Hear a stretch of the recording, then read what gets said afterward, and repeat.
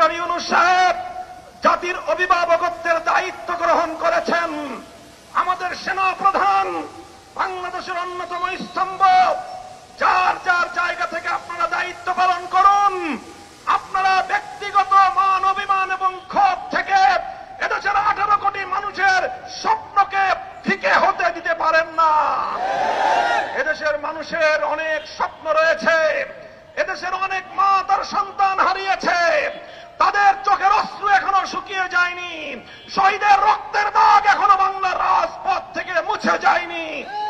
এখনো ক্ষমতা নিয়ে এত মারামারি করা এবং এত হানাহানিতে লিপ্ত হওয়া আমাদের জন্য সমীচীন হবে না।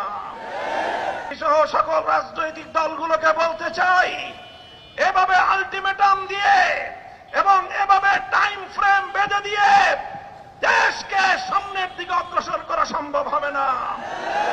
সহনশীল অবস্থানে আসুন, প্রত্যেকে দায়িত্বশীল ভূমিকা পালন করুন। হেফাজতে ইসলাম বাংলাদেশ বাংলাদেশের আধ্যাত্মিক সংগঠন এবং সকল রাজনৈতিক সংগঠনগুলোর অভিভাবক সংগঠন হিসেবে ঐতিহাসিক ভূমিকা পালন করবে ইনশাআল্লাহ।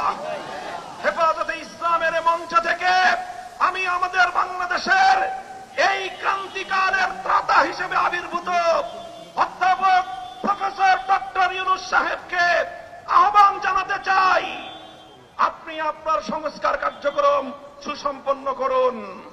এদেশের রাজনৈতিক দলগুলোকে সঙ্গে নিয়ে নির্বাচন ব্যবস্থার আমূল সংস্কার সাধন করুন। প্রচলিত বর্তমানের দুর্বৃত্তায়নের নির্বাচনী ব্যবস্থায় এদেশের মানুষ বিশ্বাস করে না।